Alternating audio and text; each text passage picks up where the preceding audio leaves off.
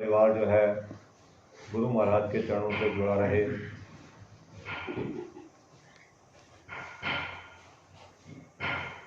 जो गुरु का सिख कहलाता है उसका फर्ज है कोई भी काम करता है पहले अपने गुरु को याद करता है। कोई काम हो जाता है तो उसका शुक्राना अदा करता है तो भी गुरु को याद करता है। तो आज ये गुरु महाराज का जो कार्य इनके घर था वो अपना समय से हो गया।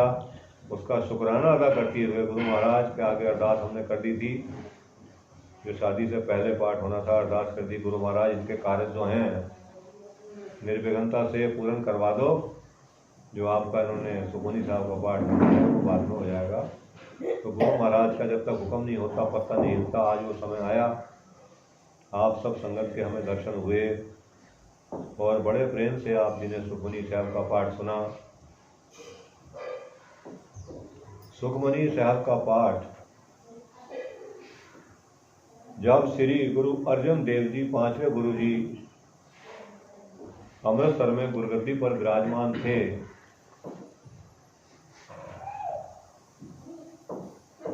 तो सिखों ने प्रार्थना की कि गुरु महाराज जी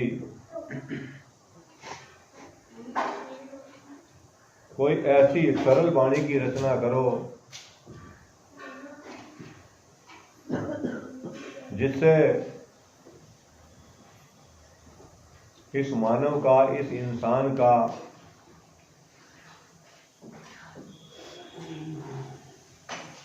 दिन जो है सफला हो जाए। दिन रात में 24 घंटे होते हैं। 1 घंटे में हम 1000 बार सांस हमारा अंदर जाता है, 1000 बार बाहर आता है। सांस लेते 24,000 सांस जाते हैं हमारे एक दिन में। 24 घंटे में 24,000 सांस जाते हैं।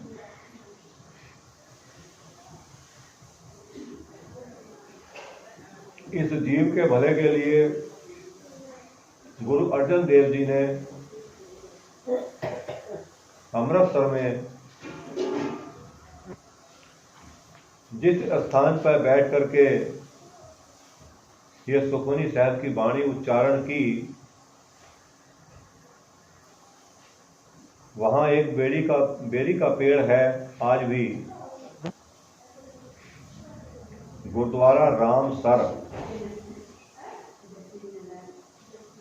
जो बाबा दीप सिंह जी शहीद हैं उनके गुरुद्वारे के पास में है गुरुद्वारा रामसर। और गुरुद्वारा रामसर के बाहर ही किनारे पर वो बेरी का पेड़ है। उस बेरी के पेड़ के नीचे बैठ करके गुरु महाराज ने सुखमनी साहब की वाणी का उच्चारण किया, जिसमें 24 श्लोक हैं, 24 अष्टपदी हैं और सुखमनी साहब जी के जो अक्षर हैं वो 24,000 अक्षर हैं। गुरु ग्रंथ साहब जी में बाद में रचना हुई है, गुरु अर्जन देव जी ने ही कराई है। तो 262 अंक से लेकर के 296 अंक तक सुखमनी साहब की वाणी दर्ज है गुरु ग्रंथ साहब के अंदर। 24,000 अक्षर हैं और गुरु महाराज जी ने इस वाणी में इस मानव जीवन के उद्धार के लिए सारा ही उपदेश दिया। उपदेश ही उपदेश है। गुरु ग्रंथ साहब की सारी वाणी में ही उपदेश है वैसे तो, लेकिन सुखमनी साहब के अंदर विशेष उपदेश, किस लिए दुनिया में तू आया है, क्या तू कर रहा है, क्या तुझे करना चाहिए, कौन सा काम करने से तुझे कौन सा फल मिलेगा। अगर हम बुरा काम करेंगे, किसी की निंदा चुगली करेंगे तो वही फल मिलता है। और गुरु महाराज का नाम लेंगे, इस जबान से नाम जपेंगे, जीवा से नाम जपते हैं तो वही फल मिलता है। तो गुरबाणी में सब कुछ समझा करके, सुखमनी साहब में सब कुछ समझा कर लिखा है। जिस वक्खर को लैन तू आया। दुनिया में तुझे किस लिए भेजा, क्या व्यापार करने के लिए भेजा है? जिस वक्खर, जिस वस्तु को तू लेने के लिए दुनिया में आया। जिस वक्खर को लैन तू आया, राम नाम सत्संग घर पाया। वो जो है संतों के साथ में बैठोगे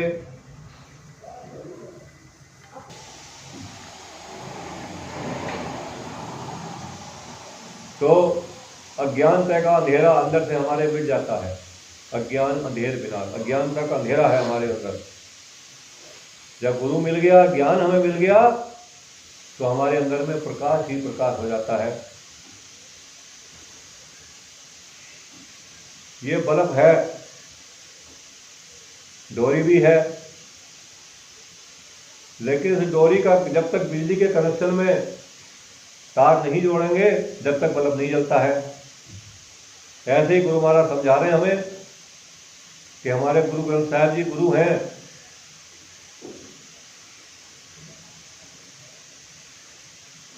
और हम गुरु के साथ चरणों में अपना कनेक्शन जोड़ देंगे तो प्रकाश ही प्रकाश हो जाएगा, जाने जाना। तो सतनाम श्री वाहिगुरू। गुरु महाराज वाणी में कह रहे हैं,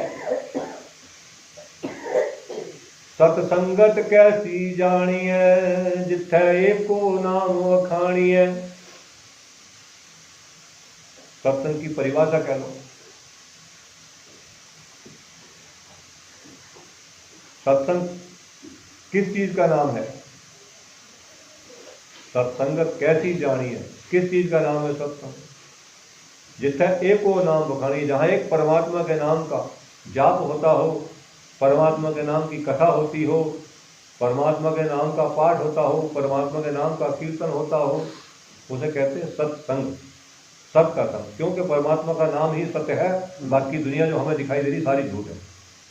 जो आया है सब विनाशमान है। जब प्रलय आती है सब ढेर, कोई नहीं बचता। ना कोई पेड़ पौधा बचेगा, ना कोई जीव बचेगा, और ना कोई ये हमारे महल माड़ियां हैं, कुछ नहीं बचता है। सब पृथ्वी के नीचे, सब जल ही जल। तो गुरु महाराज कह रहे हैं कि कनेक्शन जोड़ो अपना, सत्संग में आओ, सत्संग में बैठो। सत्संगत कैसी जानिए, जिथे एको नाम वखानिए। अच्छा, सत्संग फिर मिलती कैसे है, किसे मिलती है? गुरबाणी में समझा रहे हैं गुरु महाराज हमें कि बड़ भागी सत्संगत पावे। जिसके बड़े भाग हों उसे सत्संग मिलता है, जिसके भाग बड़े हैं। बड़ भागी सत्संगत पावे, भागहीन भ्रम चोटा खावे। जो भागहीन है, जिनके भाग में नहीं है, जिनके कर्म अच्छे नहीं है, कर्म से भाग बनता है, वो सत्संग में नहीं आ सकते। जिनके कर्म ही नहीं है, ऐसे सत्संग में बैठ ही नहीं सकते। भागहीन भ्रम चोटा खावे, वो बाहर ही रहेंगे और इधर उधर धक्के खाते फिरेंगे, सत्संग में नहीं बैठ सकते, जिनके कर्म में नहीं है। बिन भागा सत्संग ना लभै, बिना भागों के सत्संग मिलता नहीं। बिन संगत मैल भरी जय जियो। अगर हम सत्संग में बैठेंगे तो हमारे मन की जो मैल है, ये पापों की मैल है, जो हम दुनिया की निंदा चुगली बुराई करते हैं, ये भी मैल है। यह भी मन पर मैल चढ़ती चली जाती है। किसी की निंदा चुगली करना, बुराई करना बहुत बड़ा पाप है। किसी के अवगुण हैं उसे मत देखो। अगर किसी में से कोई अगर गुण है, वो आपको ग्रहण कर सकते हो, ले सकते हो, तो उसमें से कुछ अच्छा ही ले लो, गुण ले लो कि वो अच्छा काम कर रहा, ऐसा हमें भी करना चाहिए। अगर वो बुरा काम कर रहा है, हमें नहीं करना चाहिए, क्योंकि बुरा काम का तो बुरा ही नतीजा होना है। बिन संगत मैल भरी जय जियो। बिना सत्संग के मन शुद्ध नहीं होता। गुरु महाराज जपजी साहब की वाणी में हमें समझा रहे हैं जो गुरु नानक देव जी की पहले गुरु जी की वाणी है, कि सुखमनी साहब 5वें गुरु जी की, गुरु अर्जन देव जी की वाणी है। समझा रहे हैं गुरु महाराज के भरिय हाथ पैर तन देहे, पानी धोते उतरत थे, मूत परिति कपड़ होए, दे साबुन लिये हो तोए, पारिय मत पापा के संग, हो तो पैर नावे के रंग। भाई है हाथ पैर तन दे। जब हम काम कोई करते हैं, कर्म करते हैं, अपना मजदूर मजदूरी करता है, तो उसके हाथ पैर जो है मिट्टी में सन जाते हैं। भाई है हाथ पैर तन दे, पानी धोते उतरत थे, और फिर हम पानी से